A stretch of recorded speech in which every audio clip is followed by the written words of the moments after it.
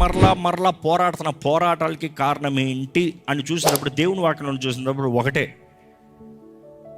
దోషములు వెంటాడతాయి.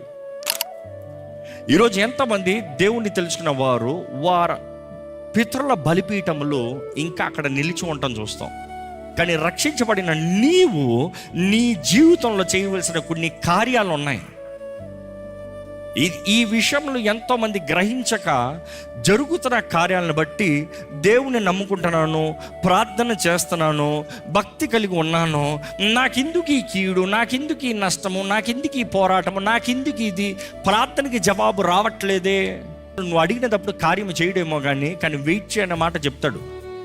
ఈరోజు చాలామంది వారు చేసిన కార్యానికి దేవుని నేరం అవుతారు. దేవుడు అంటే ఇది ఎందుకు అవ్వాలి, దేవుడు అంటే ఇది ఎందుకు జరగాలి, దేవుడు అంటే ఎందుకు ఇట్లా అవ్వాలి.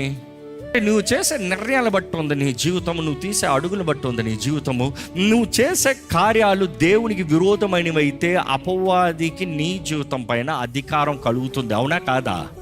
మనిషి తన జీవితాన్ని దేవుని చేతుల్లో సమర్పించుకోకుండా, తన జీవితాన్ని పరీక్షించుకోకుండా, పాపాలు ఒప్పుకోకుండా, విడుదల పొందుకోకుండా, తన చేయవలసిన భాగం చేయకుండా, దేవుడు నిర్ణయించిన కార్యాలు, దేవుడు నిర్ణయించిన ఉద్దేశము, దేవుడు నీ కొరకు చేర్చిపెట్టినది ఏది నీకు కలగదో, జరగదో, పొందుకోలేవు.